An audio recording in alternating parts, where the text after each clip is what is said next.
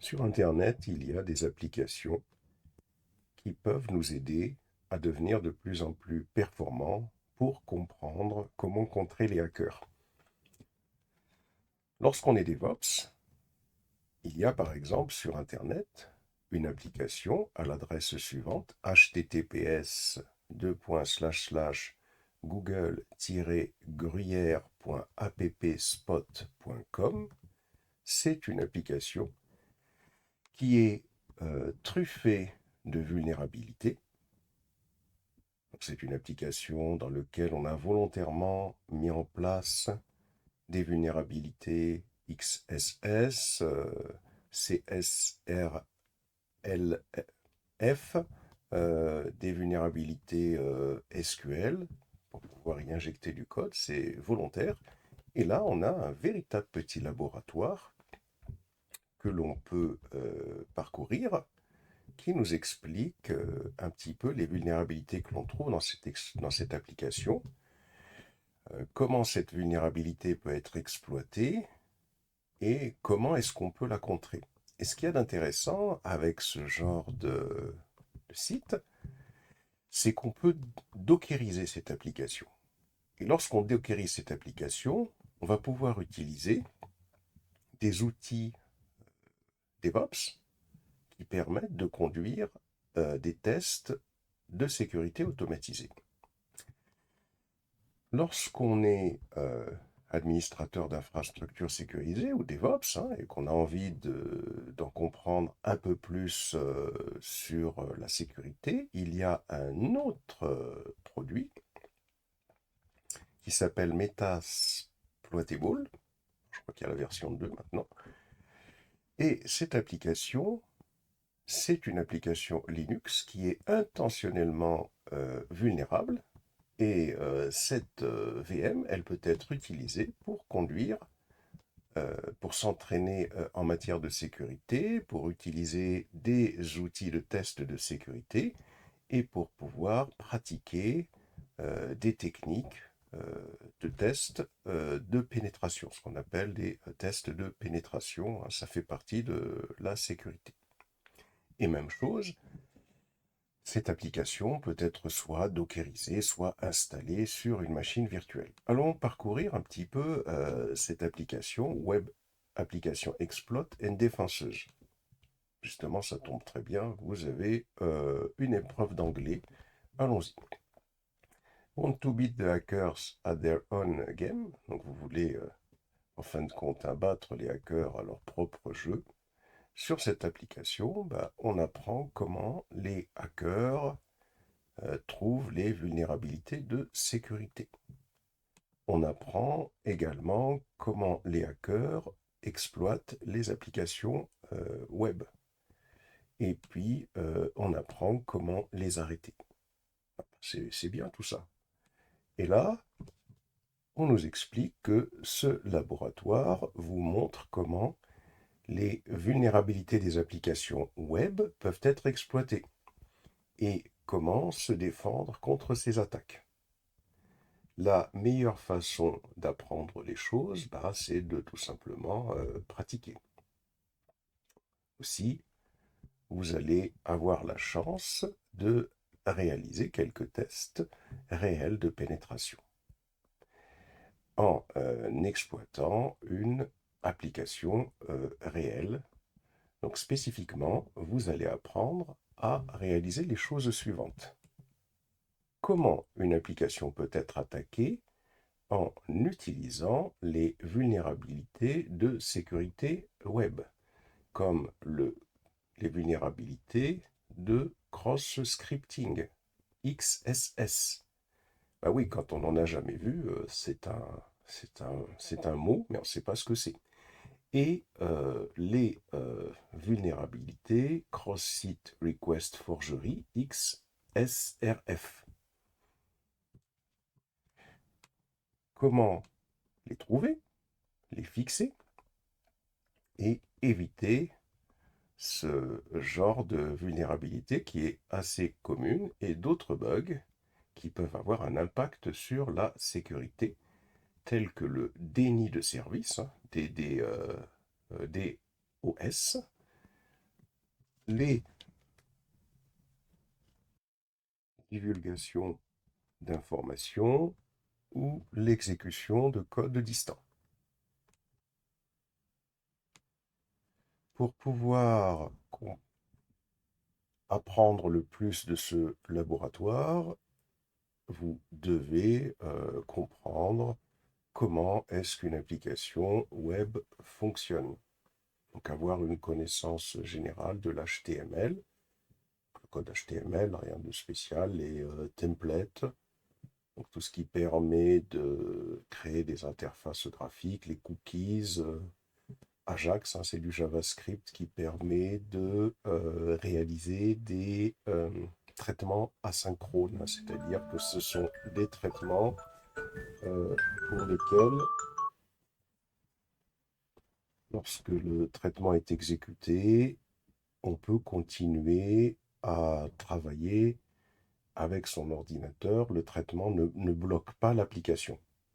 C'est ça tout simplement hein, que permet de faire Ajax, hein, c'est-à-dire que c'est du JavaScript et lorsqu'on réalise un traitement avec du JavaScript, eh bien l'application n'a pas son interface bloquée.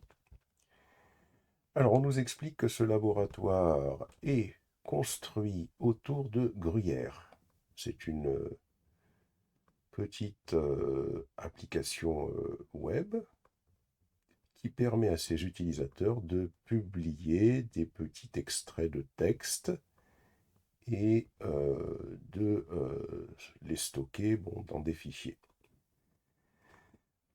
Donc on la voit ici, hein, cette application, c'est quelque chose d'assez simple. Hein. On va aller y jeter un coup d'œil. On peut s'inscrire, se connecter et puis y stocker des extraits de texte.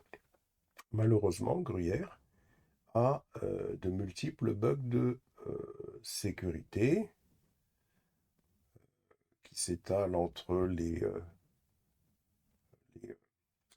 les failles XSS, hein, Cross-Site Scripting, et Cross-Site Request Forgery. Donc ça, ce sont les failles de sécurité que l'on peut rencontrer dans cette application, à la divulgation d'informations, au déni de service et à l'exécution de code distant. Donc il y a pas mal de failles de sécurité dans cette application. Alors le but de ce laboratoire est de vous guider à travers la découverte de certains de ces bugs et d'apprendre un moyen de les fixer dans Gruyère et en général. C'est-à-dire que l'idée, c'est que quand on a compris un peu de quoi il s'agit, qu'est-ce que cette attaque elle peut faire comme dégâts, ben on comprend et qu'on comprend comment les fixer, ben on peut transposer tout cela sur d'autres applications. Ce laboratoire est organisé par type de vulnérabilité. Dans chaque session, vous trouverez une brève description de la vulnérabilité. Donc ça, c'est intéressant pour nous. Ça va nous permettre de comprendre c'est quoi ces vulnérabilités, ce qu'elles font, et une tâche pour pouvoir trouver une instance de cette vulnérabilité dans Gruyère.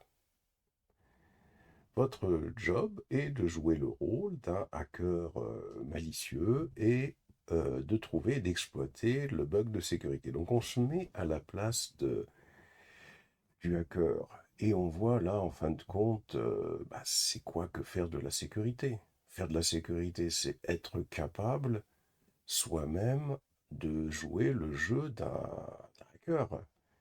Parce que quand on est capable de jouer le jeu d'un hacker, on est capable de comprendre ce qu'il faut faire, quoi.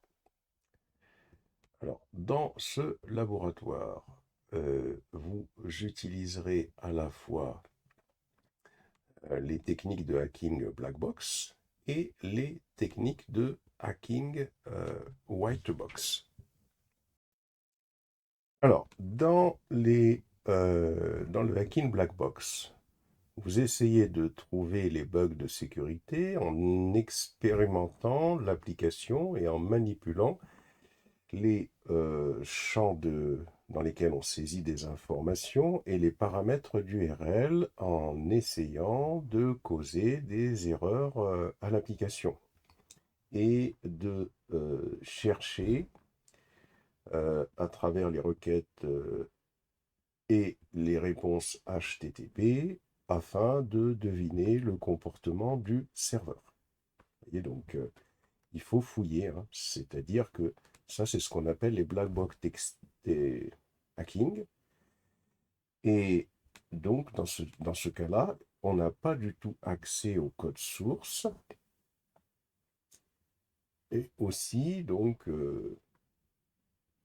also understanding how to view the code source. Et également, donc, afin de comprendre comment visualiser le code source et d'être capable de voir les headers HTTP, comme on peut le faire dans Chrome ou les live HTTP headers de Firefox. Donc là, ce qu'on nous explique, hein, c'est que dans les techniques black box, on n'a pas du tout accès au code source. Il faut essayer de comprendre comment fonctionne l'application en essayant de lui faire des erreurs via les champs de saisie ou via tout simplement les URL. Et la seule chose qui peut nous aider, c'est ce qu'on appelle les entêtes HTTP que l'on peut voir dans Firefox ou dans Chrome. C'est ça tout ce qu'on appelle les techniques black box. C'est comme les tests black box.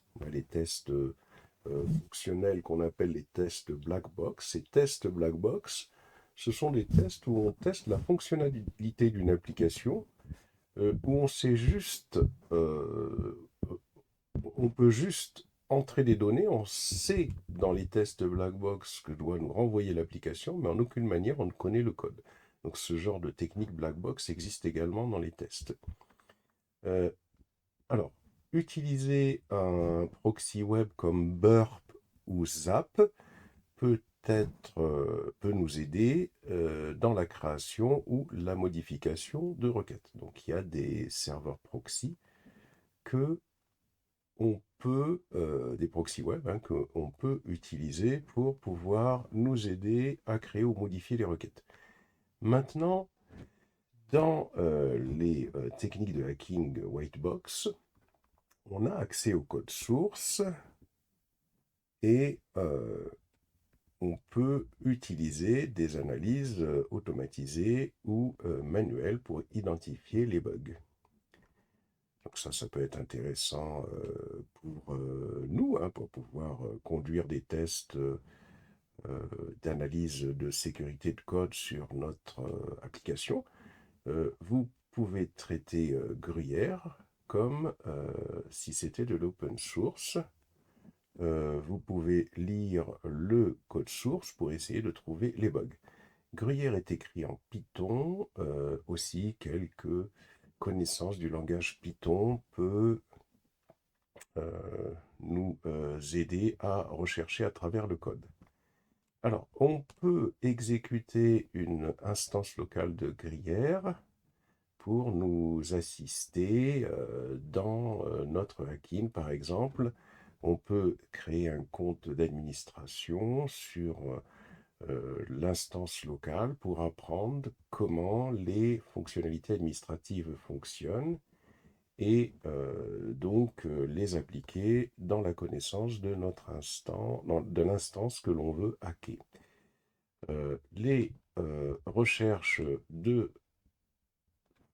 sécurité utilisent les deux techniques de hacking, souvent en combinaison dans la vie réelle.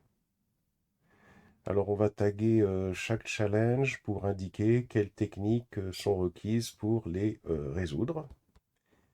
Alors avec ce tag-là, ça veut dire que on a affaire à un challenge qui peut être résolu juste en utilisant les techniques de hackage black box où on ne connaît pas du tout le code. Avec ce tag-là, Ça veut dire que le challenge pour pouvoir hacker notre application requiert que l'on recherche à travers le source code de Gruyère. Et lorsqu'on a ce tag-là, ça veut dire que le challenge requiert quelques connaissances spécifiques de Gruyère qui peuvent être éventuellement donc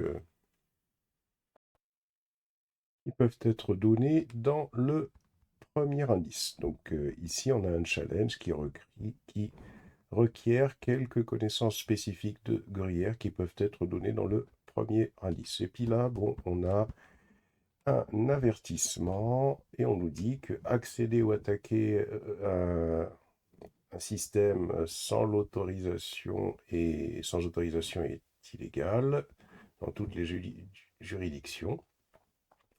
Donc, quand vous faites ce laboratoire, vous avez spécifiquement donc l'autorisation d'attaquer l'application Gruyère directement. Euh, vous ne pouvez pas attaquer Gruyère dans d'autres situations que celles décrites dans ce laboratoire, où vous ne pouvez pas attaquer également directement le moteur de l'application ou d'autres services Google.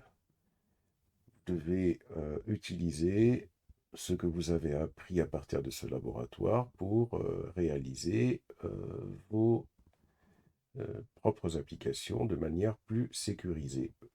Vous ne devez pas utiliser le savoir, ce que vous aurez appris dans ce laboratoire pour attaquer d'autres applications autres que vos propres applications et seulement avec la permission, avec des permissions et des autorisations appropriées.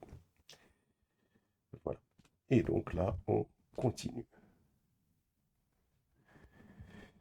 Et là, on nous explique que pour accéder à Gruyère, il faut aller sur ce site-là. Et donc, on va avoir le moteur de l'application qui va démarrer une nouvelle instance de Gruyère pour nous. C'est ce qu'on va faire en nous assignant un identifiant unique et en nous redirigeant vers notre application avec notre identifiant où 1, 2, 3 sera notre identifiant unique. D'ailleurs, si on vient ici, on fait bouton droit, ouvrir le lien dans un autre onglet par exemple, ici, s'il veut bien, ou pas. Je ne sais pas s'il l'a fait ici. Voilà. Donc, il a ouvert le lien dans un autre onglet. Ici, donc on est bien ici et il nous explique que notre instance Gruyère est identifiée par tel identifiant. Alors attention, Gruyère n'est pas sécurisé. Il ne faut pas y stocker des données personnelles ou privées. En utilisant Gruyère, vous agréez les termes du service et bien évidemment, on va faire Agree and Start et voilà, donc on aura cette application qui est vulnérable, hein, qui a commencé à démarrer. On revient sur le document original. Chaque instance de Gruyère est sandboxed, hein, c'est-à-dire qu'elle est isolée des autres instances. Aussi, votre instance ne peut pas être affectée par quelqu'un d'autre qui va utiliser Gruyère. Vous avez besoin,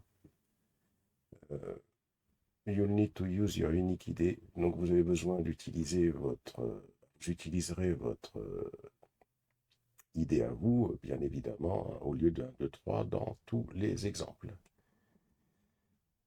Si vous voulez partager votre instance de Gruyère avec d'autres personnes, pour leur faire montrer comment une attaque a été successive, eh bien, il faut juste partager l'URL avec eux en incluant votre ID. C'est ce qu'on voit ici d'ailleurs, hein. On voit bien notre application avec notre ID, donc ça veut dire que on peut partager cette idée avec quelqu'un d'autre pour lui faire montrer comment on a attaqué notre application.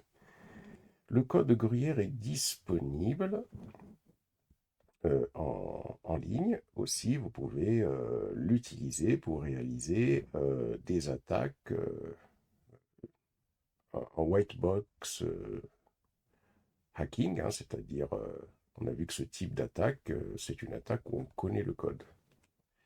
Vous pouvez parcourir le code source à cette adresse. Vous allez voir bouton droit et on peut ouvrir le lien dans un autre onglet. Je crois qu'il n'a pas été ouvert correctement. Donc là, download zip file. On peut parcourir ce code. Ici, c'est ce qu'on nous donne ici. Alors, ou télécharger absolument tous les fichiers. On avait le zip et il me donne l'URL ici, hein. Si vous voulez le déboguer ou essayer de fixer les bugs. Alors, vous pouvez le downloader et l'exécuter localement. Alors, vous n'avez pas besoin d'exécuter Gruyère localement pour pouvoir faire le laboratoire. Alors ici, on nous explique il localise. Attention, parce que Gruyère est très vulnérable. Il inclut quelques protections. Il inclut donc quelques protections contre le fait d'être exploité par un attaquant externe quand il s'exécute localement. Vous verrez donc cette partie du code marquée par ne pas changer. Gruyère accepte uniquement les requêtes à partir de localhost et utilise un ID aléatoire unique dans l'URL. Cependant, il est difficile d'entièrement protéger l'application contre une attaque externe. Et si vous réalisez des changements dans Gruyère, vous pouvez le rendre beaucoup plus vulnérable à une attaque réelle. Cependant, vous pouvez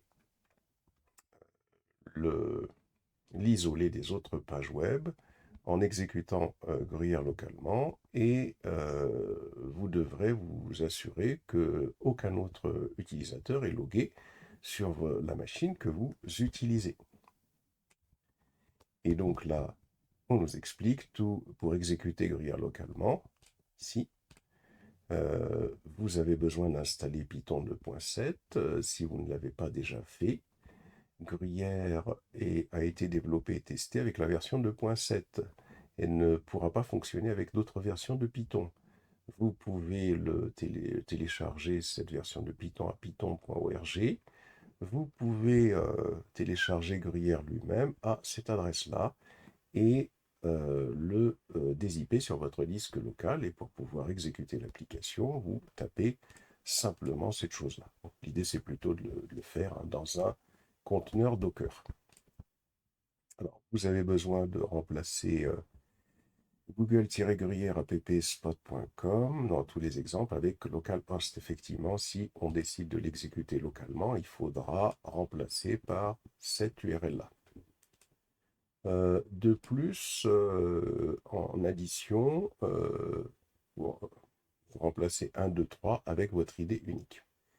Notez que l'ID unique apparaît dans différents endroits. Donc, il y a quelques petites différences entre exécuter Gruyère localement et entre accéder à l'instance sur le moteur de l'application, comme on est en train de le faire. Le plus comment dirais-je, le plus significatif est que la version sur le moteur de l'application s'exécute dans une boîte isolée. Aussi, hein, si vous faites quelque chose qui entraîne que Gruyère va entrer dans une boucle infinie, le moniteur va le détecter et le tuer. Ce qui ne va pas se produire quand vous l'exécutez localement. Ça dépend de ce que la boucle effectue. Effectivement, hein, si on touche au code et que par inadvertance, ça va rentrer dans une boucle infinie, là, il va falloir le tuer tout simplement en utilisant le gestionnaire des tâches. Alors, reset bouton. Comme indiqué au-dessus, chaque instance est isolée. Aussi, elle ne peut pas consommer des ressources infinies et elle ne peut pas interférer avec d'autres instances. Ici, en plus de cela, il est possible de mettre votre instance gruyère dans un état où elle sera complètement inutilisable. Si cela arrive, vous pouvez cliquer sur un bouton qui est le reset bouton pour supprimer toutes les données de votre instance et redémarrer à zéro. Pour faire cela, il faut visiter l'URL avec votre instance d'idée. Donc il suffira juste de récupérer en fin de compte ce reset bouton qui est ici et dans l'instance avec laquelle vous travaillez, vous mettez le reset bouton et vous validez et ça remet l'application à zéro, hein, c'est ce qui nous explique. Voilà, puis on revient à la page d'accueil. Alors, à propos du code, Gruyère est une petite application compacte. Voilà, donc ici, une brève description du code de l'application. On a gruyère.py qui est le web serveur de Gruyère, data.py qui va stocker les données par défaut dans la base de données. Il y a un compte d'administrateur et deux comptes d'utilisateur par défaut. On a gtl.py qui est le langage de template de Gruyère, c'est lui qui va permettre de réaliser l'affichage. On a sanitize.py qui est le module Gruyère utilisé pour... alors, c'est pour... comment dirais-je donc? Comment on peut appeler ça? Pour sanitizing, on va aller voir sur un traducteur parce que désinfecter, on nous dit. Bon, c'est vrai, le terme désinfecter, ok, pour désinfecter HTML et pour protéger l'application des éventuellement donc security holes. Quand on ne connaît pas le mot, on fait ça, trou de sécurité. Ça permet d'épurer les données, voilà, pour le dire simplement.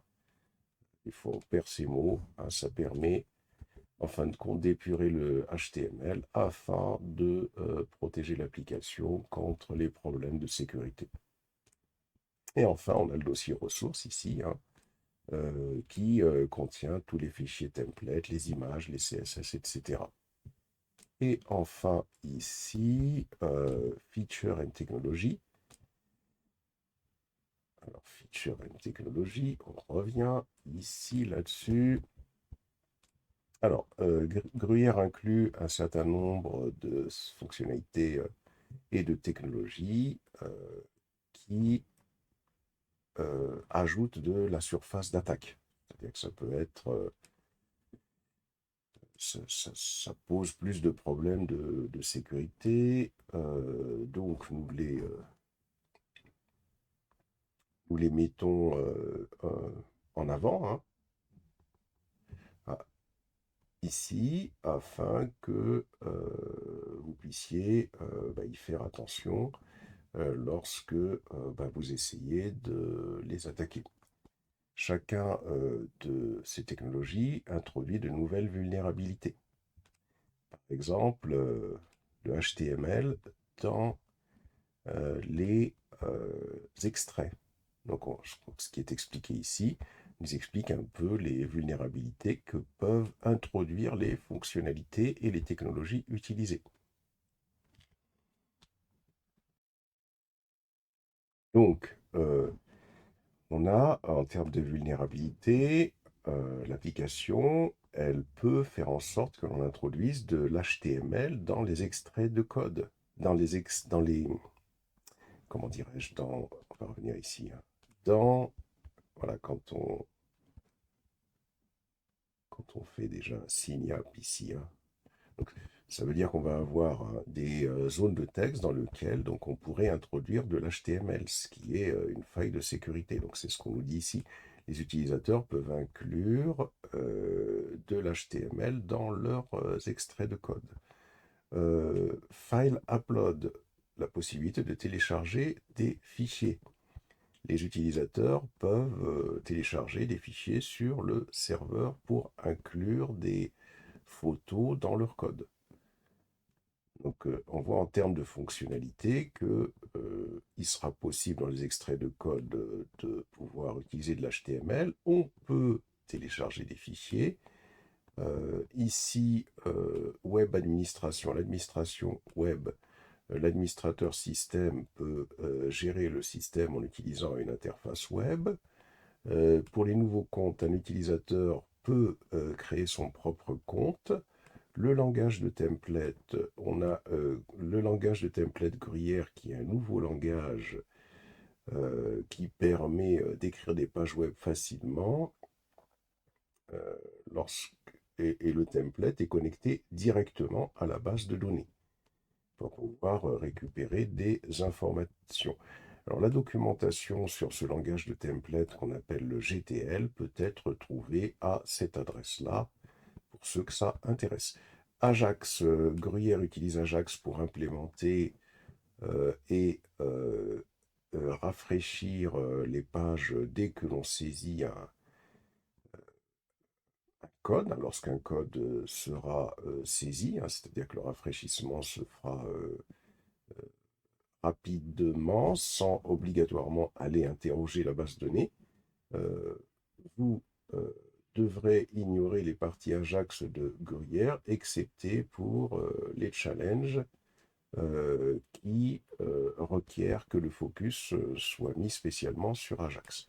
Dans une application réelle, le rafraîchissement serait probablement réalisé automatiquement, mais dans Gruyère, nous avons fait qu'il soit manuel. Ainsi, vous pouvez être dans un contrôle complet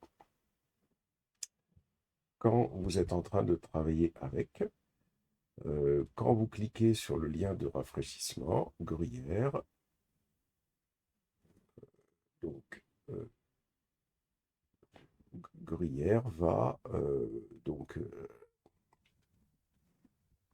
alors utiliser donc le programme Fidge.gtl qui contient les données de rafraîchissement pour la page courante. Et donc, on a le script côté client qui va utiliser ce qu'on appelle l'API DOM. Alors l'API DOM, hein, qu'est-ce que c'est que l'API DOM? C'est une API qui permet de construire les pages web, hein, avec du JavaScript généralement. C'est-à-dire qu'une page web va être construite avec cette API DOM. On peut faire du JavaScript qui va utiliser le DOM pour construire la page web. Donc le document Object Model pour insérer les nouveaux extraits de code dans la page. Aussi, Ajax exécute du code côté client.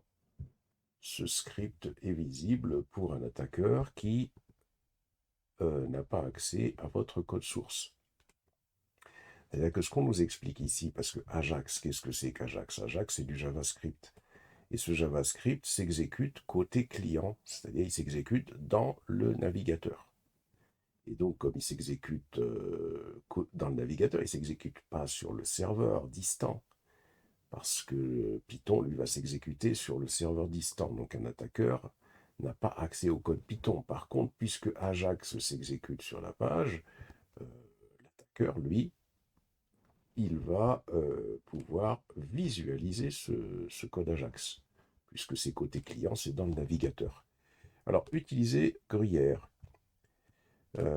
Pour vous familiariser vous-même avec les fonctionnalités de Gruyère, il faut compléter les tâches suivantes. Donc, ici, on nous explique, donc, pour vous familiariser vous-même avec les fonctionnalités de Gruyère, il faut compléter les tâches suivantes. Il faut visualiser d'autres extraits de code d'autres utilisateurs en utilisant le link AllSnippet sur la page principale. Vérifier qu'ils l'ont sur leur page d'accueil également. Il faut s'inscrire avec un compte pour pouvoir l'utiliser pour hacker. Mais il ne faut pas utiliser le même password dans votre application Gruyère que celle que vous utilisez dans des services réels. Il faut remplir le profil en incluant un petit extrait privé, un icône, qui sera affiché avec votre nom. Il faut créer un snippet en utilisant New Snippet qui va contenir par exemple votre blague favorite. Il faut télécharger un fichier via Upload tout à votre compte. Ceci couvre les fonctionnalités basiques de Gruyère. Maintenant, il faut y aller comme on dit. Voilà. Alors, allons sur cette application, Gruyère, voilà, Gruyère Home. Alors, Sign in. Alors, ça va plutôt être Sign up pour pouvoir s'inscrire. Sign up, on a dit. Create compte. Voilà, bon, il nous a créé un compte. Alors, je recommence parce que j'ai l'impression que ici, il faut mettre un compte. Je vais faire test et test. Je crée le compte. Voilà. Et là, on va se connecter, sign up, avec test et test pour aller explorer cette application. Logging, voilà, on est dessus. Alors, home, page home, on voit les extraits récents. Donc, des extraits récents qui ont été postés par d'autres utilisateurs. Alors, on peut cliquer sur AllSnippet, Cheddar Maxit. Donc ici, AllSnippet de ce monsieur, donc il a mis un gruyère et une application web sur le web. Je me demande s'il y a des problèmes de sécurité, je pense, sur ce site. Je clique sur Cheddar Maxit et puis voilà où ça me ramène. Alors revenons en arrière, Home, et je vais cliquer. Donc là, ça veut dire que je vois tous les extraits de code qui ont été postés par d'autres personnes éventuellement. Donc ça, bien sûr, ça a été fait intentionnellement, ces deux comptes utilisateurs. C'est ce qu'on nous avait dit dans la description de l'application. MySnippet à moi. Alors, il n'y a pas d'extrait de code que j'ai posté. Je clique sur My Site. Bon, rien de spécial. New Snippet maintenant. New Snippet. Bonjour. Tout va bien. Je fais un Submit. Je fais Home. Et dans Home, voilà, moi aussi, j'ai mon extrait de code. Ça veut dire que tous les utilisateurs de cette application, alors pour l'instant il n'y en a que deux, mais ils sont factices, vont voir ce que moi je mets en place. Alors, si je clique sur AllSnippet, il n'y en a qu'un seul. Si je clique sur Test Site, rien de spécial. Si je vais sur Home, ça me ramène à mon application. Upload, exemple. Alors je choisis un fichier à uploader, par exemple. Alors, je sais pas, on va aller uploader quelque chose, une image par exemple, capture d'écran par exemple, de spécial, image ici. Voilà, donc on pourrait, tiens, une image ici, voilà, et je fais un upload. Voilà, donc là on me dit que l'image est accessible à cette URL-là. Voilà, donc on a exploré l'application. Home, elle affiche les extraits de code de tous les utilisateurs. MySnippet, j'ai mes extraits de code à moi, je peux créer un nouveau extrait de code. Upload, je peux télécharger un fichier. Ici, profil, je vois mon profil à moi, donc je peux, ici, l'idée, l'ancien password, le nouveau password, un icône, et éventuellement, donc une URL vers une location, la page d'accueil, la couleur privée, un snippet, un extrait de code privé, hein. Ici, il faudrait trouver une page d'accueil. Bon, on pourrait mettre par exemple ici l'ancien mot de passe, test, le nouveau mot de passe, test, par exemple. Ici, pour l'icône, il faudrait aller sur, si on pourrait, sur Google, par exemple, on pourrait faire icône, et puis les sur images peut-être. Celui-là, il faudrait trouver son URL. Est-ce qu'elle est son URL à celui-là? Est-ce que ça c'est l'URL? Je ne suis pas sûr. URL. On peut partager par exemple. Image, c'est ça. On va vérifier que ça permet d'avoir ce lien-là. Ouais, c'est parfait. Voilà, donc on récupère cette URL et puis on pourrait la mettre éventuellement ici. Je ne sais pas si ça va faire 32 par 32, mais enfin. La page web, la home page, on va faire Google par exemple, www.google.fr par exemple. Couleur privée, alors là, bon, écoutez, je vais mettre rouge, je ne sais pas trop comment ça fonctionne ici. Un snippet privé, je suis mousse. Voilà. On a peut-être. Voilà. Bon, on a l'icône qui apparaît pas trop ici, c'est pas grave. All snippet, test site. Voilà, là donc il me dit que ça c'est pas reconnu. On va aller dans le profil. On va faire .com. Je suppose que mon site c'est ça. Je fais update. All snippet. Test site. Ah, il me dit que le slash n'est pas reconnu. Faire http // je fais update et je fais all snippet.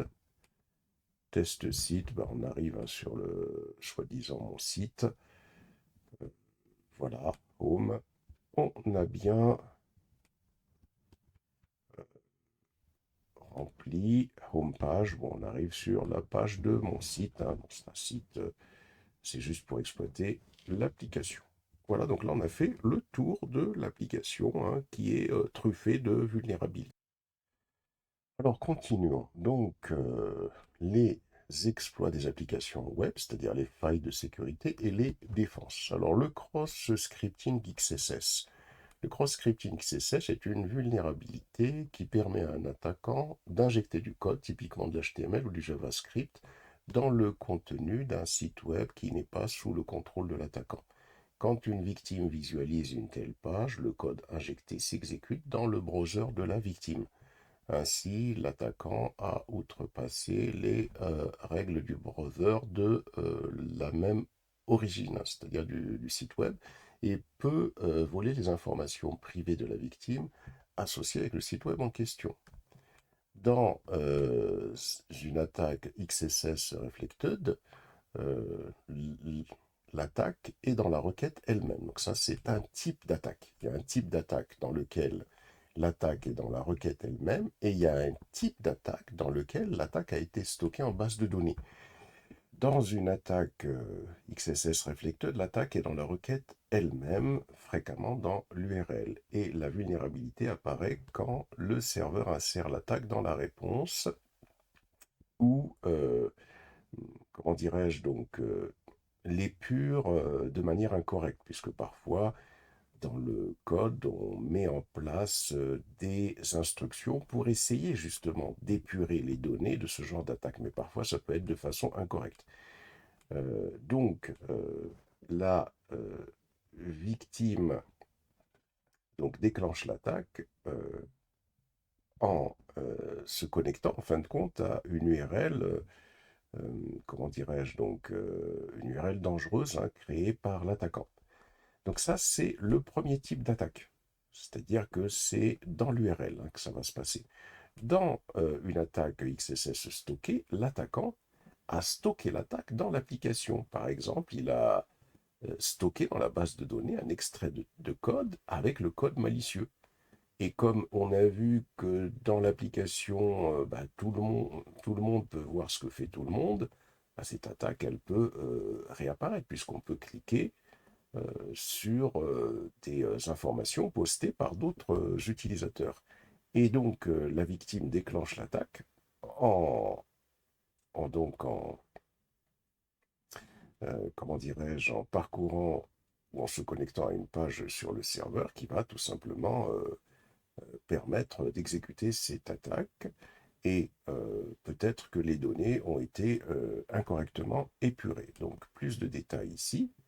On nous explique pour comprendre comment cela peut arriver, supposer qu'on ait par exemple cette URL-là dans notre application et on suppose que cette URL retourne une page contenant le fragment HTML suivant. Voilà, donc celui-là, celui-là. Et là, on nous explique que la valeur du paramètre Q est insérée. C'est ce qu'on voit ici, par exemple, dans cette URL. On voit que ce paramètre Q, il a une valeur. Et on voit que ce paramètre Q est bien inséré dans le rendu de la requête, puisqu'on voit que flower ici, hein, c'est le Q qui est ici. Hein. Donc, on voit que la valeur du paramètre Q est insérée dans la page et ça permet d'être renvoyé par Google. On nous explique que si www.google.com ne fait aucune validation sur le paramètre Q, c'est-à-dire que si les gens qui ont codé l'application ne vérifient pas quelle est la valeur de Q, eh bien, un attaquant peut, alors dans ce cas-là, comment dirais-je, attribuer à ce paramètre Q dans l'application une valeur dans laquelle qui serait celle-ci, par exemple. C'est-à-dire qu'on voit que dans la valeur qui va être attribuée par l'attaquant, il y a un petit script JavaScript. Et donc, euh, il va faire en sorte qu'une victime qui va cliquer sur ce lien, eh bien, quand une victime va cliquer sur ce lien, c'est la page suivante qui va être rendue dans le browser de la victime. On va avoir cette page-là qui va être rendue dans le browser de la victime. À partir de l'instant où c'est cette page-là qui est rendue dans le browser de la victime, ce qui se passe, c'est que on va avoir un script JavaScript qui va pouvoir s'exécuter. Et donc le browser, il va exécuter ce script. Et puisque la page vient donc avec donc cette page-là, www.google.com, on a donc le script qui va être exécuté dans le contexte de www.google et il va avoir accès à tous les cookies et également à tous les cookies qui ont été stockés donc via le browser. Et donc là, on voit que la victime n'a pas besoin d'explicitement cliquer sur le lien malicieux. On suppose que l'attaquant donc possède cette page web-là. On suppose qu'il possède cette page web et qu'il crée une page avec ce qu'on appelle un iframe qui va pointer vers ce lien malicieux. Si la victime visite cette page-là, l'attaque va se déclencher de manière silencieuse. Donc ça, c'est également un problème. Alors, maintenant, on va aller sur le challenge XSS. Alors, typiquement, si vous voulez obtenir un JavaScript qui va s'exécuter sur une page quand il est visualisé par un autre utilisateur, euh, vous avez ce qu'on appelle une vulnérabilité XSS. Une simple fonction JavaScript à utiliser quand vous hackez, c'est la fonction alerte qui crée une pop-up qui, avec une chaîne quelconque, que vous allez lui passer comme argument. Alors, on peut penser qu'insérer un message d'alerte n'est pas aussi terrible que ça, mais si vous pouvez injecter cela, ça veut dire que vous pouvez injecter d'autres scripts qui sont beaucoup plus malicieux. Il n'est pas nécessaire d'être capable d'injecter un caractère spécial afin d'attaquer. Si vous pouvez injecter alerte 1, alors on peut injecter un script arbitraire qui va utiliser, par exemple, une chaîne beaucoup plus euh, compliquée qui peut faire beaucoup plus de dégâts. Donc, votre challenge est de trouver la vulnérabilité XSS dans Gruyère. Vous devez rechercher les vulnérabilités à la fois dans les URL et dans les données stockées. Puisque XSS, puisque les vulnérabilités XSS habituellement impliquent que les applications pas, euh, ne sont pas configurées proprement pour gérer les données utilisateurs, une méthode commune de l'attaquant est d'entrer du texte aléatoire dans les champs de saisie et de visualiser comment est-ce que la page web va être rendue. Mais avant de faire ça, on va essayer quelque chose de simple. Pour comprendre comment ça peut fonctionner, bon là on nous donne c'est des suggestions, on va descendre sur exploiter une fixe. On nous dit pour exploiter, il faut créer une URL comme la suivante et laisser la victime cliquer dessus. Donc nous déjà en tant que pirate, on va récupérer rien que ce code-là. On va parcourir toutes les pages de notre site et on va se dire, bon bah tiens, est-ce que, bah tiens, lorsque je viens sur Home ici, voilà, est-ce qu'à la fin, si je mets un petit code JavaScript, est-ce que ça va fonctionner ou pas? Donc on essaye, et quand on voit que ça fonctionne, donc on a trouvé un peu la faille. Et on se dit, bon bah très bien, donc dans ce cas-là, je vais aller sur New Snippet. Donc là, on nous explique ce qui se passe, et là, on nous explique comment faire pour fixer la chose, hein. Il faudrait tout simplement que les données dans les champs soient d'abord vérifiées. Alors attention, il faut bien comprendre que là, la seule chose qu'on a vérifiée, c'est que c'était possible de déclencher du JavaScript. Maintenant, il faut le déclencher en stockant du JavaScript dans la base de données. Donc là, on revient là-dessus. On descend sur exploit fixe, donc afin de store XSS. Donc il faut stocker le XSS. On vient ici, et là il nous dit que si, par exemple, je récupère cette instruction-là, donc là on a onMooseOvert alert, read this, donc je pourrais stocker ça dans la base de données et déclencher une attaque XSS. Donc je vais venir ici sur New Snippet, j'ai cliqué sur New Snippet, et je vais essayer de saisir ça en tant que pirate. Voilà. Quand les gens vont aller sur Home, ils voient l'ensemble des messages de tout le monde, c'est ce qu'on a dit. Et puis là, quand ils vont arriver sur Read This, hop, ça va se déclencher, l'attaque va se déclencher. Et cette attaque-là, alors ça c'est pas une attaque, hein. Là on a mis quelque chose de simple, on voit que le JavaScript se déclenche, et donc ça veut dire qu'on va pouvoir faire des choses, hein, faire du code JavaScript qui va nous récupérer les données des cookies. Et là, on nous explique hein, ce qu'il faut faire pour fixer cela. Voilà un petit peu pour expliquer comment peut fonctionner ce laboratoire. Bien évidemment, hein, ceux qui veulent aller plus loin, eh bien, peuvent l'explorer doucement, doucement, aller voir les autres types d'attaques possibles, hein, les tester, etc., etc. Voilà. Et là, l'idée, ce serait de récupérer via un conteneur Docker cette application pour essayer de voir comment on peut lancer dessus une, comment dirais-je donc, un outil hein, qui va permettre de scanner le site. Alors pour ça, meilleure des choses à faire, et j'en aurais besoin pour éventuellement faire fonctionner votre application. Là, l'objectif, hein, c'est d'aller sur le terminal ici.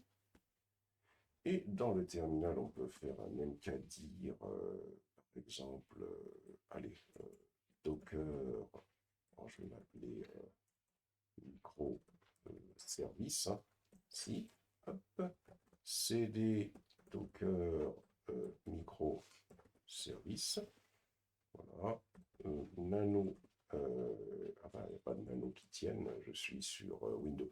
Alors pour les camarades qui sont sur du macOS, ou du Linux, ils n'ont pas besoin de créer de machines avec Vagrant, ils peuvent travailler directement sur leur machine. Donc là, l'idée, c'est de se rendre maintenant sur Vagrant Cloud, bien évidemment. Vagrant Cloud, faut descendre sur Discover Vagrant Box. Ici, je vais toujours sur la bento parce que je sais qu'elle fonctionne. C'est pour ça que je choisis celle-là. Sinon, je peux choisir une autre. Hein. Si vous avez eu le temps de tester d'autres box, n'hésitez pas. Je viens sur ma bento et je vais tout simplement initialiser le Vagrant File. Alors, autant, puisqu'on a initialisé le Vagrant File, faire en sorte que quand on va le lancer, il nous installe tout ce qu'on a besoin. Donc, on va faire un notepad Vagrant File. Voilà. On va aller tout en bas du Vagrant File et là, on va enlever le provision, on va enlever le shell et ici, on va aller rechercher les instructions dont on aura besoin. Alors, ce qu'on va avoir besoin, c'est l'installation du JDK17. Alors, pas, c'est-à-dire qu'on prévoit également d'utiliser cette machine pour faire fonctionner notre microservice. Donc, ici, on va sur Internet, on fait un Google, on peut écrire installer JDK17 sur Ubuntu 22. Voilà, how to install on Ubuntu 22. Et là, on va tout simplement descendre dans les pages pour aller rechercher les instructions. On nous parle d'un update. On va tout simplement rajouter le update ici. On nous parle également d'un... Voilà, donc on va avoir cette instruction là, avec le -y, c'est parfait, comme ça ce sera en silencieux.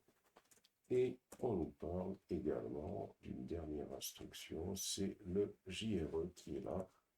Et c'est parfait, on va pouvoir également installer le JRE. Et puis, autant aller chercher tout de suite les instructions pour Docker. On fait Google, on fait Docker, Engine, Ubuntu. Voilà, installe Docker Engine en Ubuntu et on ne va pas tout faire, on va aller chercher le convenient script, comme ça devrait, voilà, on descend un petit peu plus bas ici, et ici, use convenient script, ça va nous permettre d'aller plus vite.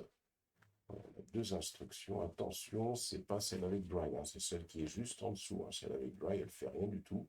Donc on récupère cette première instruction, voilà, on la colle là-dessous, et on récupère la deuxième instruction, qui est celle-ci, et on la colle là-dessous. Comme ça, on va avoir une machine qui sera prête à l'emploi. Alors peut-être, petite suggestion quand même,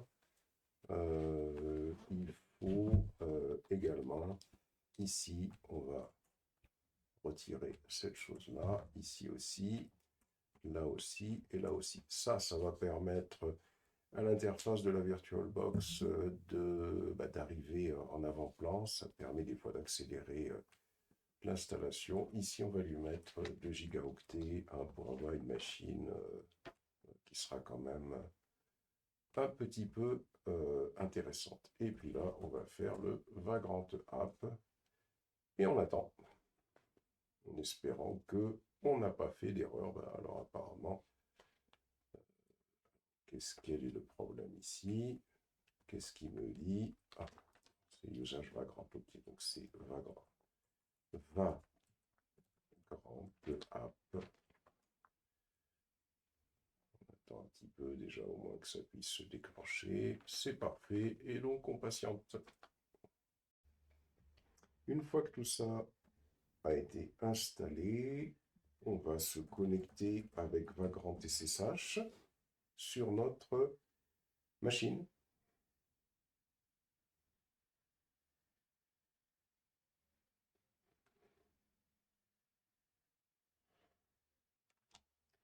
Alors, on a Java moins version, ou moins version, c'est parfait.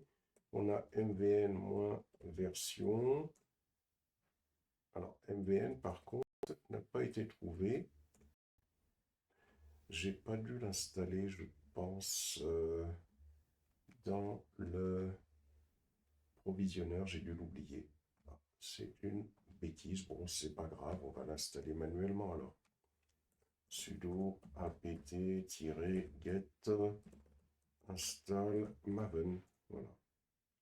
C'est vrai qu'on aurait pu ajouter cette commande. C'est un oubli.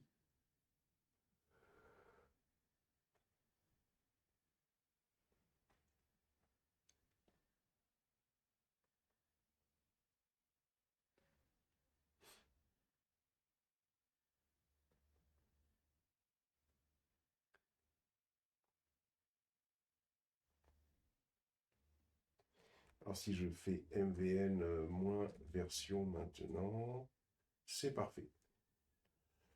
Et donc si je fais docker version, c'est bon, mais il faut rajouter sudo usermod moins petit a grand G, il faut rajouter vagrant au groupe docker. Et on va faire new grp docker pour activer cet ajout. Et si je fais ensuite docker version, ça marche. Donc là, on a une machine qui est entièrement configurée. Tentons d'installer Gruyère. Alors pour Gruyère, pour l'installer, bon, il y a différentes façons de faire. Ça doit être ça. Ici, donc j'ai la commande, Docker Pool. Alors, il y a plusieurs versions de Docker sur le Docker Hub. On pourrait créer nous-mêmes un Dockerfile. Bon, on va s'en dispenser parce que peut-être que cette version-là n'est pas très à jour. Mais ça va permettre de voir au moins comment on fait. Donc, on va faire un Docker Pool. Vous voyez, pour récupérer l'application Docker, l'application Gruyère dockerisée. On pourrait la dockeriser nous-mêmes, ce qui ne poserait pas particulièrement de problèmes. Il suffirait d'aller récupérer le code Python, de créer un Dockerfile qui va permettre d'exécuter Python. Voilà, et puis donc on peut faire ça tranquillement pour avoir quand même la dernière version de Gruyère éventuellement. Mais là, si vous allez sur Docker Hub, vous allez trouver cette image Docker que je récupère ici. Il y en a d'autres. Allez sur Docker Hub, faites Gruyère. Et vous allez trouver des... Ensuite, je vais la faire fonctionner sur le port 8000 en arrière-plan. je vais faire fonctionner, je vais créer un conteneur qui va permettre d'exécuter cette application sur le port 8008. Alors, une chose qu'on aurait dû faire dans le, comment ça s'appelle, dans le Vagrant File, on aurait dû faire une redirection de port sur le port 8008. Alors, c'est ce qu'on va faire, hein, on ne va pas se formaliser pour ça, on va faire un exit, on va faire un exit, on va rentrer dans le fichier Vagrant File qui est encore ouvert ici. Vous voyez, donc j'aurais pu rajouter ici Maven tout à l'heure. Ça aurait été tout simple de le rajouter. apt install -ymaven, ça j'aurais pu le faire tout à l'heure. Bon, on peut le rajouter maintenant pour ultérieurement, éventuellement. Et puis, plus haut ici, on va faire une redirection du port. Alors, je ne sais plus c'était lequel, c'est le port 8008. On va faire une redirection du port 8008 sur le... Alors, du port 8008 sur le... Ah, problème avec la touche insert. Sur le port 8008 ici. Voilà, 8008, tout simplement. On sauvegarde. Et bien évidemment, une fois que vous avez sauvegardé, attention, il faut bien sauvegarder. Vous assurez que vous avez bien sauvegardé. Et là, vous faites un Vagrant reload pour redémarrer la machine. Ah, il y a un problème. Je ne sais pas ce que j'ai fait. Ah, c'est ici. Non, je ne sais pas ce que j'ai fait exactement. On va faire un CTRL Z pour remettre comme c'était. Voilà, donc c'était comme ça. Donc j'ai juste enlevé le config, il faut enlever le config VM, mettre ici, ça doit être la virgule qui a disparu, et 8008 ici. Voilà, vous sauvegardez et vous revenez sur ici Vagrant Reload. Voilà, et on va patienter un petit moment, le temps que ça se charge. Alors maintenant que ça s'est fait, on va se reconnecter à notre machine. Et là, on va pouvoir, puisqu'on a téléchargé cette image, on va pouvoir exécuter, avec un Docker Run, on va pouvoir exécuter notre application dans un conteneur Docker. Si je fais Docker PS, voilà, j'ai mon application qui est en exécution. Si je lance un navigateur, si, je vais lancer un navigateur, puis c'est tout. Si je lance mon navigateur, http://localhost 2.8008, j'ai l'application Gruyère qui est conteneurisée dans un conteneur. Donc ça, c'est intéressant. Et donc ça veut dire qu'on peut utiliser par exemple des scanners pour scanner ne fût-ce que l'image, par exemple, de cette application. Et en l'occurrence, parmi les outils qui existent, il y a un outil qui s'appelle Trivi, qui permet de scanner les images de conteneurs pour voir s'il n'y a pas de problème, les codes IAC, tout ce qui est infrastructure as code, les dépôts JIT, les images de machines virtuelles, VirtualBox, les clusters Kubernetes, et depuis peu des configurations AWS. Donc il faut, pour voir comment on pourrait le lancer sur l'image qu'on vient de télécharger, donc ça automatise en fin de compte les découvertes de vulnérabilité et la sécurité. Il faudrait donc utiliser un gestionnaire de package qui s'appelle ASDF. Donc pour ça, on va sur Google pour essayer de comprendre comment ça peut s'installer cette chose-là. passe ici, on va sur Google, on a dit, et on tape ASDF. Ubuntu install, Getting Started ici, et on a les versions pour aussi bien Ubuntu, on nous donne la commande, et là on nous donne la commande pour Hombre. Donc on vient ici, et on va venir sur notre machine virtuelle pour faire le git clone. Voilà, donc ça nous a cloné le git, hein,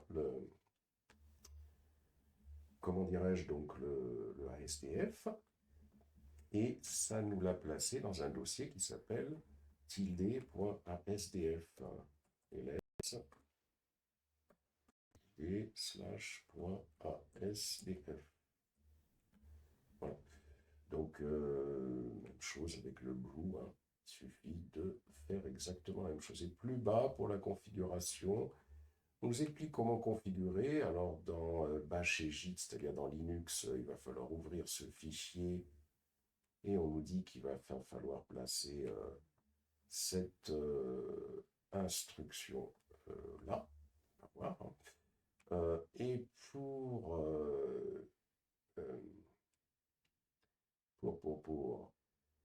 le macOS, on nous dit que ça devrait être cette instruction-là dans le fichier bash profil. Alors, on y va pour le bash RC. On vient ici, on se fait un nano tilde slash point bash RC. Alors, il faut qu'on descende tout en bas. Et là, normalement, ça devrait être, parce que la commande, il faut faire un export. Alors, path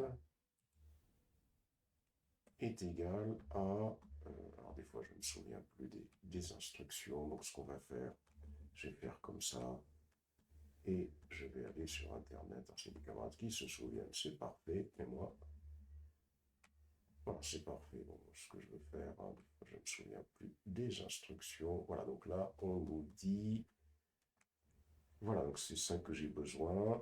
Alors, je vais récupérer ça, et puis on modifiera en fonction. Allez, hop, je récupère cette chose-là, et normalement, c'est pour... Ah ouais, mais là, j'ai pas tout récupéré, donc on recommence. Hop, je récupère tout ça. Quand on ne se souvient pas d'une syntaxe, on recherche. Et ici, donc, c'est ça qu'il faut que j'enlève pour le remplacer par ce qui est passé à SDF, par cette chose-là. Et donc, pour macOS, hein, il faudra faire la même chose, mais ce sera ça, la syntaxe. Hein, je crois que c'est la même chose. Voilà, on met ça ici. On sauvegarde. Normalement, ça devrait être ça. On va voir. Sauvegarde, on fait un CTRL-X. Et on fait un source. Ou alors, il faudra redémarrer la machine. Hein, tilde slash point bash rc pour que ce soit pris en compte. Si je fais un ASDF, ASDF n'est pas trouvé, .sh. Alors, cette commande-là, elle n'est pas trouvée. Je pense que j'ai un problème. Alors, on va retourner le fichier bash rc. Voilà. Et tout à la fin, on va supprimer ça et on colle directement ce qui était proposé comme indication. Là, je suis parti rechercher. Voilà, c'est ça. Donc il faut coller directement cela. Voilà, tout à la fin, pour les Linux et pour les Emblée, where is Emblée? Bah, Emblée, c'est ici, hein. Donc on colle à macOS, hein. C'est la même chose, donc macOS ou voilà. Donc une fois qu'on a cliqué, on a collé juste cette instruction-là, ça devrait être rajouté au path. On fait un source et je peux taper ASDF. C'est parfait. Donc là, quand ASDF fonctionne, on va pouvoir installer Trivi. Voici. Hop, on récupère Trivi, on le colle, ça va l'installer. Alors, le ASDF, ce qui est bien par rapport à APT, c'est qu'il ira chercher la version de Trivi mise à jour. C'est pour ça que c'est intéressant d'utiliser ce gestionnaire-là. On va récupérer les instructions une par une. Voilà. Alors ça c'est Brew, hein. Attention, ça c'est pour l'installation via Brew. Et là, on peut aller voir la version de Trivi. Voilà. Et une fois qu'on a notre version, eh bien, on peut lancer notre scanner. On va récupérer cette image que l'on veut scanner. Alors normalement, c'est nous qui aurions dû la construire, hein, bien sûr, à partir du code. Mais ça permet déjà de voir comment on peut utiliser éventuellement donc un scanner pour scanner notre application.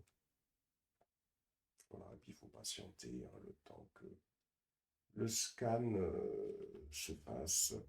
Et ensuite, hein, bien évidemment, il va y avoir un certain nombre de, d'informations qui vont nous être sorties concernant tous les packages qui existent au niveau de notre application. Voilà. Alors bien sûr, on peut l'utiliser d'une autre manière. Trivi, là, sur cette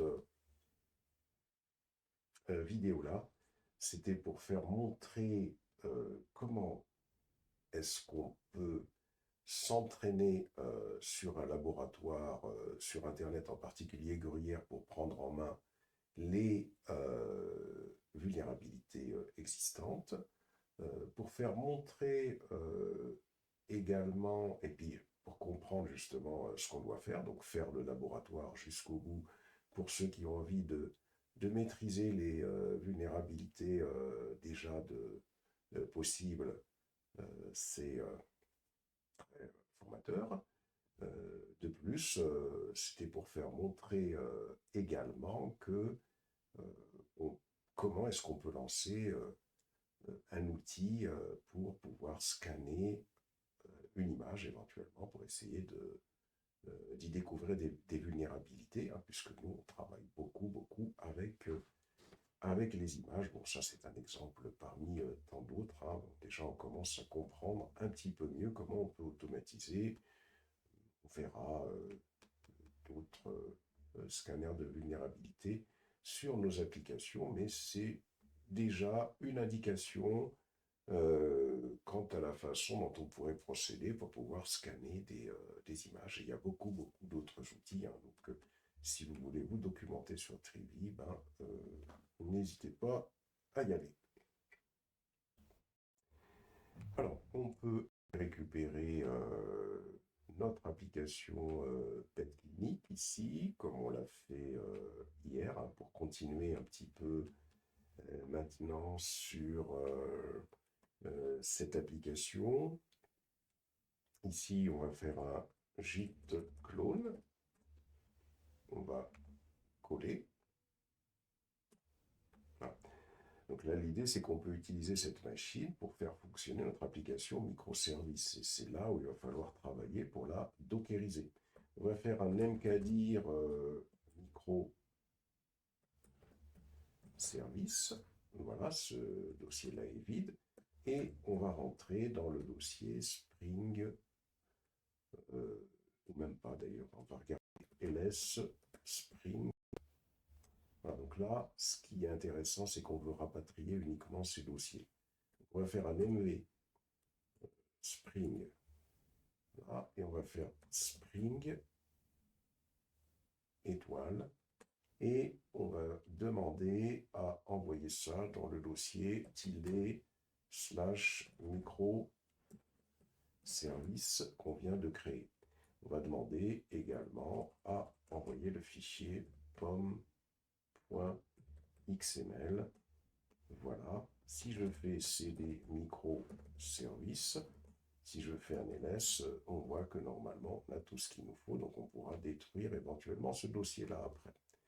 On fait un clear et on va faire un mdn install comme on avait fait hier. Donc ça nous permet de pouvoir travailler sur une machine où on va avoir notre version de PET clinique qui pourra être dockerisée éventuellement. Et ensuite, on avait dit que on souhaitait également lancer le service OpenZipkin qui est ici. Donc si je vais rechercher sur le Docker Hub, je vais sur Docker Hub, et si je recherche Zipking ici, hein, Zipking,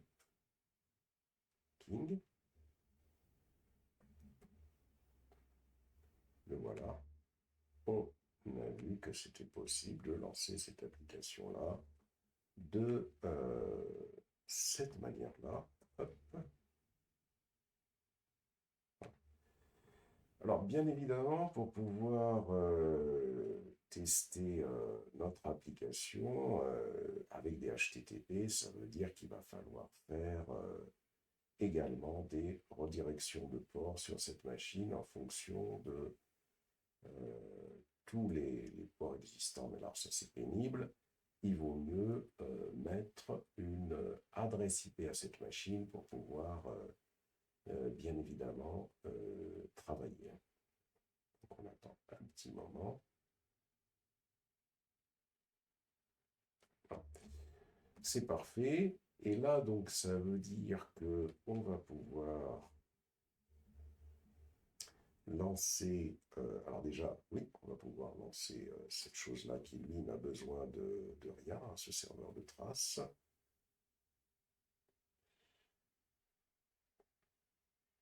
Voilà. Ensuite, une fois qu'on a lancé ce serveur de traces, on peut revenir toujours sur le dossier. Alors, je crois que ce dossier de Docker, je ne me souviens plus c'était quoi. C'était. Que je fasse un exit, hein, parce que je m'en souviens, mais alors absolument plus. Je fais un exit, c'est Docker microservice. Bon, je retourne à pas grand SSH. Voilà.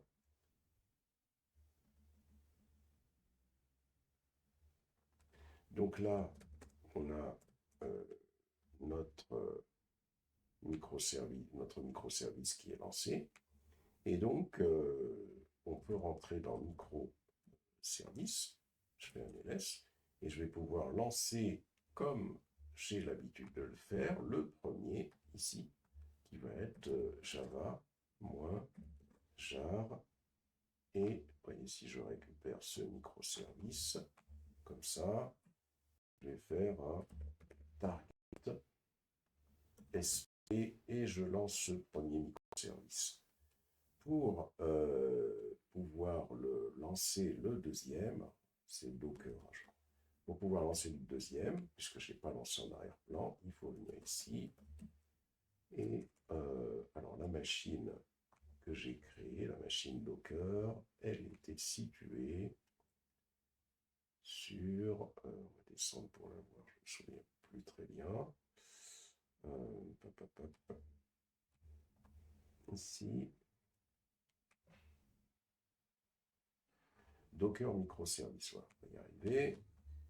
Je peux aller donc sur un autre, je vais faire Docker microservice.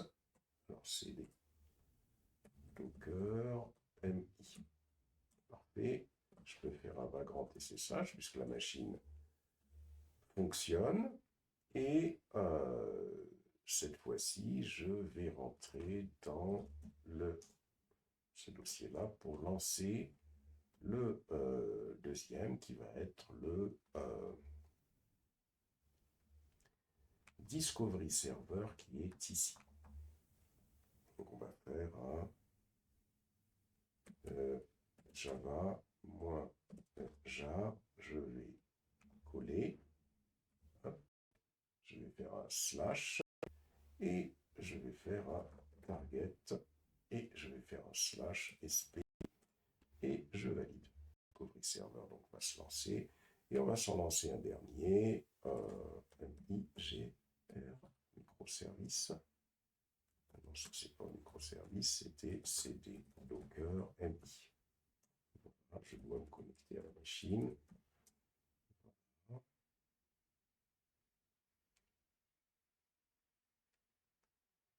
Et je vais aller sur microservice. Je vais MLS et je peux faire un Java -jar. Ici, je vais avoir Spring Petlink Customer Service. C'est celui-là que je veux lancer en troisième, par exemple. Et je vais faire un tar get et je fais un sp. Et je vais.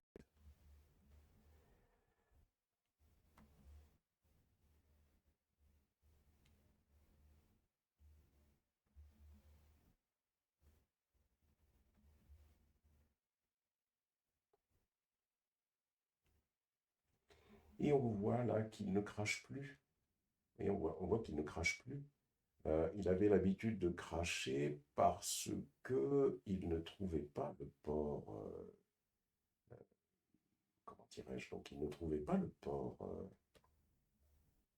dont on avait besoin. Et donc, comme il ne trouvait pas le port, il avait l'habitude de cracher. Mais maintenant qu'on a lancé le fichier parce qu'on avait beaucoup d'écriture, comme on a lancé le serveur de traces, ben, pas de problème, hein, c'est-à-dire qu'il arrive à se connecter à ce serveur de traces. Voilà comment il fallait résoudre ce premier problème. Et le problème qui consistait tout simplement à faire en sorte que l'on puisse